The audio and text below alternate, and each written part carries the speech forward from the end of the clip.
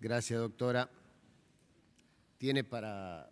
tiene un power, ¿no? Pero todavía se me lo va a dar y yo voy a decir cuándo lo voy a empezar a usar. Bueno. ¿Le pasan el... Sí. ¿O quiere que le pasen de acá, doctora? Sí, me lo pasan ustedes, pero yo lo voy indicando. Perfecto. Muchas gracias. Bueno, ante todo quiero agradecer esta invitación y sobre todo a los y las senadores que están hoy después del día de ayer, que fue muy largo, que se han levantado temprano y nos han hecho este honor de escucharnos. Creo que estamos viviendo un momento histórico en la Argentina, porque este es un debate que lleva ya 3 meses o 4, ya se me perdió un poco el tiempo, que hemos escuchado todas las voces, que se ha hecho en una situación de respeto y de altura que está últimamente entrando en algunos momentos tembladorales, de tembladores, digamos, porque está tomando un cariz un poco agresivo y no siempre es lo mejor. Nosotros sabemos que las leyes tienen que ser discutidas y esta está siendo ampliamente discutida y eso lo quiero celebrar y lo quiero decir. También quiero decir que en todo este debate el planteo fue integral. No hablamos del último momento, que es el aborto. Hablamos de la educación sexual integral, hablamos de la salud sexual y reproductiva y llegamos al aborto. Y esto es clave, porque en realidad el aborto es lo último de una cadena en la cual sí se ha fallado. Y también tenemos que reconocer que en nuestro país, hace muchos años ya, tenemos las leyes. Tenemos la ley de ESI y tenemos la ley de salud sexual y reproductiva, pero no se cumplen. Entonces, bueno, este proyecto incluso trae una novedad que es muy positiva, que es generar en estas 2 cámaras una comisión para observar el cumplimiento de la ley. Y eso me parece muy importante, porque ustedes los legisladores hacen leyes, pero después se tienen que ocupar de que se cumplan. Si no se ocupan, bueno, no terminaron bien su trabajo, discúlpenme. Yo opino desde afuera, con mi experiencia, y les digo que me parece que esto es muy importante. Además de revisar los presupuestos, porque una ley sin presupuesto es totalmente inútil. Entonces, bueno, si no le dan presupuesto, díganlo, mejor no aprueben la ley. Pero bueno, en segundo lugar, los desafío a que ustedes luchen para que se cumplan las 2 leyes que ya tenemos. Hay muchas provincias donde todavía no se cumple esto. Y por lo tanto, empecemos por ahí. Tenemos las leyes. ¿Por qué no se cumplen? Porque no hay voluntad política, digámoslo claramente. Si no hay voluntad política, por favor, ustedes asúmanlo, porque tanto en diputados como aquí hemos escuchado que ustedes están de acuerdo con esto. A lo mejor la definición de ESI no es la misma para unos y otros, pero estamos reconociendo que el aborto es lo que no queremos. Y esa es otra cosa importante. Todos estamos de acuerdo que no queremos el aborto. Perdónenme, a mí me dicen abortera.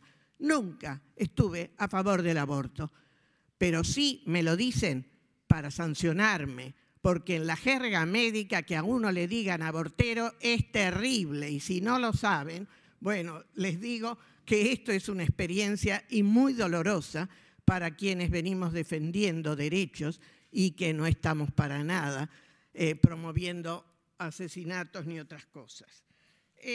Entonces, si todos estamos en esto, tenemos que recordar que el aborto, independientemente de lo que salga el 8 o no salga, existe, existirá y va a seguir existiendo, lamentablemente. Y va a seguir existiendo porque hay situaciones y condiciones de las mujeres y de sus familias en las cuales se necesita esto. Y esto es lo que tenemos que ponernos a considerar. ¿Qué hacemos frente a esto? Simone Weil en 1974, cuando se planteó la ley de... Voy a correr esto porque me voy a caer. Y no me quiero caer. Cuando se proponía la ley, ya dijo, esto no es una discusión filosófica ni científica, porque las mujeres cuando viven esto viven situaciones concretas. situaciones concretas. Y yo, frente a una situación personal de mi hija, de lo que sea, de una parienta, en cuanto tengo el problema, ahí lo vivo. Y ahí no importa lo que yo pensé antes, es la necesidad. Y ahí me mueve la necesidad. Y ahí es cuando dejamos solas a esas mujeres y esas familias. Y ese es el problema. El médico, como el legislador, los de los servicios de salud, tenemos que pensar no en lo que nosotros pensamos, sino en lo que necesita la gente. Y la gente necesita algunas cosas en contra de lo que nosotros pensamos. Y ojalá nunca tengamos que necesitar nosotros algo en contra de lo que pensamos. Pero nadie está libre como para tirar la primera piedra. Y entonces yo quiero ahora hacer un poco de historia, porque yo soy antigua, ¿saben? Por no decir que soy vieja. Soy antigua y llevo 35 años o más militando en esto. Entonces, el primer diapositivo. Cuando en el año 1983 recuperamos la democracia, uno de los valores, el primero, por favor, uno de los valores era atender a las necesidades de mujeres y niños, y sobre todo de mujeres embarazadas, y por eso la promesa de Alfonsín fue el Plan Alimentario Nacional. El Plan Alimentario Nacional estaba para suplir ese problema. Luego, en el 84, tuvimos la Conferencia Internacional de Población en México, y ahí estuvimos representados. El siguiente, por favor. El gobierno estuvo representado por Juan Zurruil. Todos ustedes conocen a Zurruil por lo económico, pero él fue el secretario de Planeamiento y fue el jefe de la delegación. Y ahí tienen lo que él dijo en ese momento.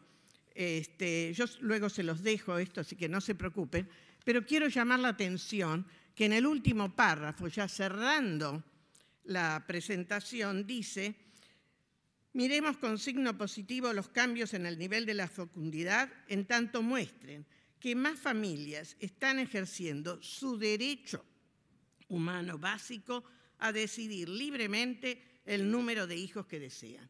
Quiere decir que en el momento en que nosotros recuperábamos realmente los derechos humanos, ya estábamos hablando de esto. Pero la situación, ¿cuál era? Siguiente, por favor, a 1983. La situación era que teníamos un decreto que prohibía, dos decretos, el 654 del 74 y el 3839. Ninguno, es muy posible que ustedes no se acuerden, pero yo soy memoriosa y los quiero hacer recordar. Era del 76. Los dos prohibían acciones directas o indirectas de planificación familiar en los servicios públicos y en las obras sociales. Quiere decir que nosotros tuvimos prohibido hasta 1986, cuando conseguimos derogar el primero de los decretos que se llamaba López Rega, por si no se acuerdan, porque fue él el que lo llevó adelante.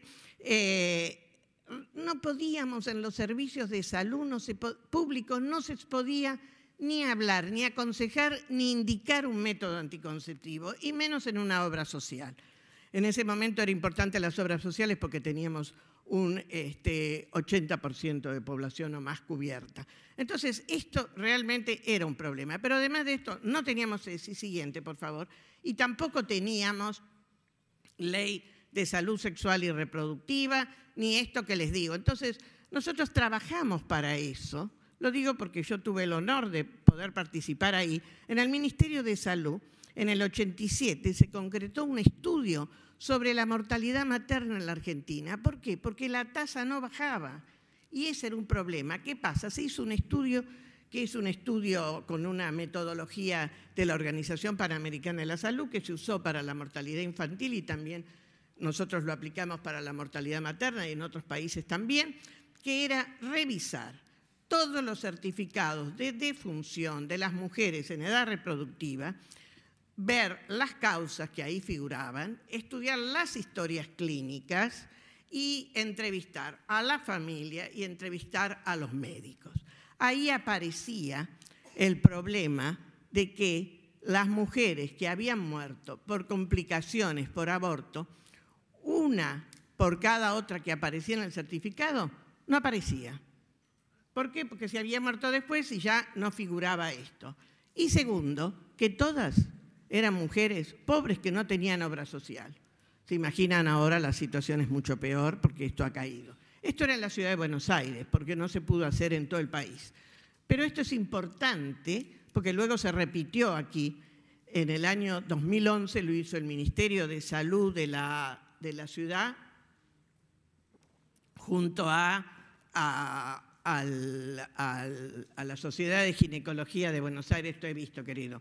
Y entonces allí encontramos que por cada muerta que estaba registrada había 2 que no se nos habían pasado. Y eso porque, bueno, con los avances son mujeres que terminan muriéndose mucho tiempo después y tienen otros diagnósticos. Pero bueno, lo que quiero llegar a decir, que en el año, sigamos por favor, la siguiente, cuando cambia el gobierno, bueno, hubo grandes cambios y entre los grandes cambios que tuvimos la vuelta atrás, porque nosotros habíamos conseguido incorporar, por ejemplo, la colocación del DIU en las prestaciones de las obras sociales, que eso siempre es un negocio que hubo un acuerdo entre el ginecólogo y la mujer, bueno, te vendo y hacemos esto, pero nunca cubierto por la seguridad social, y este era un problema, etcétera. Pero se cae todo eso.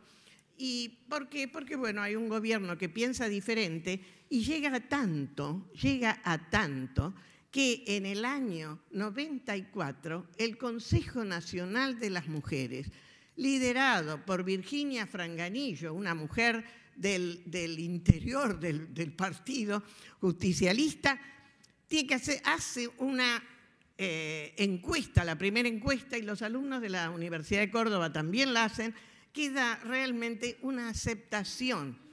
Sin embargo, ella fue echada, esto fue un retroceso, y nosotros, siguiente por favor, en ese y en el siguiente Conferencia Internacional de la Mujer, acompañamos los peores y más retrógrados posiciones, como por ejemplo que nos oponíamos al uso del preservativo para la prevención del VIH, cuando los ministros y los representantes de África decían, para nosotros es una cosa vital, la gente se muere por VIH, y no, que nos digan esto es imposible, y por eso se revirtió, pero nosotros lo cambiamos.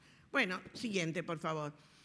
Recién en 1992 se presentó la primera ley y se aprobó en diputados de salud sexual y reproductiva. Llegó a esta casa y murió, y hubo 4 leyes que murieron en esta casa. Digo en esta casa porque fue el Senado las que las vetó, que venían de allá, algunas eran mejores, otras eran peores, hasta que en el 2001 se aprueba una en diputados, que llega aquí en el 2002, y ahí se dan 2 cosas. Primero, por primera vez teníamos en el Senado la ley de cuotas, porque ustedes saben que recién en el 2001 tuvimos el porcentaje de mujeres. Y segundo, se descubrió la mortalidad materna y la mortalidad infantil. Hacía tanto tiempo que hablábamos los especialistas en salud pública, pero nos decían que éramos de izquierda porque decíamos estas cosas. Era una realidad, lo decía todo el mundo, porque un estudioso de la salud pública no puede ignorar lo que pasa en la realidad. Entonces, bueno, eso pasó. Cuando en el año 85 empezamos a trabajar con el Ministerio de Educación en la ESI, menos bonito nos dijeron de todo. Éramos los pervertidores de menores, íbamos a llevar ideas terribles. Bueno, creo que hoy cambió la situación, pero no tanto como para que todavía haya tantas provincias donde no se aplica. Bueno, ¿qué quiero sintéticamente terminar ahora? En primer lugar, ustedes están frente a una decisión que supera las posiciones individuales de ustedes. Discúlpenme, si ustedes no pueden superar eso, yo lo lamento, porque es muy terrible, porque ustedes están para servir a las necesidades de la gente, y las necesidades de la gente no se basan, son imprescindibles, no están para obligar a nadie. Esta no va a ser una ley que obliga a nadie. Nadie va a ser obligado, ninguna mujer se embaraza para tener el gusto de abortar, por favor. Además, escuchamos que sí, primero, la definición de salud es una sola, discúlpenme, en 1948, creación de la Organización Mundial de la Salud, es una sola, lo lamento, no la podemos cambiar. Segundo, es el completo bienestar físico, psíquico y social, y no la mera ausencia de enfermedad, por si no se la recordaban. En segundo lugar, nosotros necesitamos que, Alfonsín dijo en el año 2004, discúlpenme que yo me refiera a alguien, bueno, a quien respeté toda la vida, pero que además lo respeté en las diferencias, porque no siempre pensábamos iguales. En el 2004 dijo él, yo soy católico, pero tengo que entender que no estoy a favor del aborto, pero tengo que entender que hay condiciones en las cuales se necesita dar una respuesta a la gente. Eso era unas palabras que creo que ustedes las escucharon mucho. Mucho hablamos también de la Constitución y de la no Constitución. Ya creo que aquí fue dicho todo. Yo no vengo a darles clase después de lo que ustedes oyeron, que es mucho más, e incluso ayer escuché a Saba que dijo algunas cosas muy claras. Así que bueno, uno puede estar en contra. Nos respetamos si estemos en contra o a favor. Pero lo único que les digo es que si esta ley no se aprueba, vamos a seguir con el statu quo. Yo no digo que esta ley sea perfecta, porque no hay ninguna ley perfecta. Y si no, les digo, cuando aprobamos la ley de salud sexual y reproductiva, mis amigas feministas protestaban, y aquí tengo alguna que puede ser testigo. ¿Por qué? Porque la educación sexual era solo para las escuelas públicas, que era más o menos 50%. Ahora creo que está desbalanceado y son menos. Sin embargo, en el 2006 tuvimos la ley de educación sexual integral y tampoco teníamos en la del 2002 la anticoncepción quirúrgica. En el 2006 la tuvimos. Quiere decir que las leyes se hacen andando, se perfeccionan andando. Y revisen incluso la ley de ESI y revisen la ley de salud sexual y reproductiva, porque hay algunas cosas que ya cambiaron y hay que adecuarlas. Entonces, las leyes se van haciendo.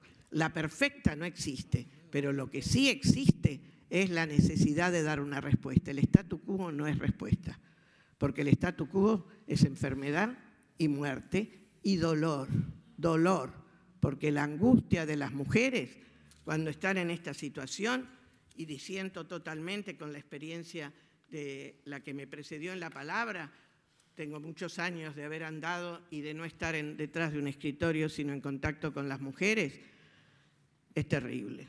Y no quiero que más mujeres lo pasen. Muchas gracias.